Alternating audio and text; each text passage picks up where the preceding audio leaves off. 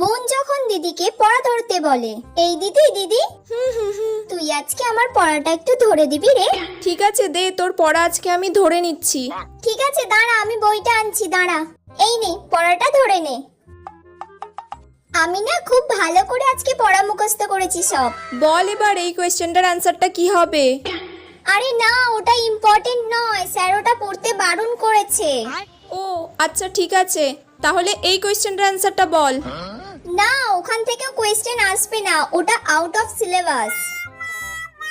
তোর স্যার তাহলে করতে বলেছেটা কি সেটাই তো আমি বুঝতে পারছি না। ঠিক আছে, লাস্ট কোয়েশ্চেন ধরছি। হ্যাঁ ঠিক আছে, তাহলে এই কোয়েশ্চেনটার অ্যান্সারটা বল। আরে ওই কোয়েশ্চেনটা তো আগের বারে এসে গিয়েছিল, ওটা আর আসবে না, স্যার বলেছে ওটা পড়তে হবে তোর না। যখন কোনো কোয়েশ্চেনই ইম্পর্টেন্ট নয় আর স্যার সবই করতে বারণ করেছে, তখন পড়াটা কেন ধরতে দিয়েছিস মা তুই? পড়া ধরতে দিয়ে এই করতে বলেনি, ওই করতে বলেনি, যত সব।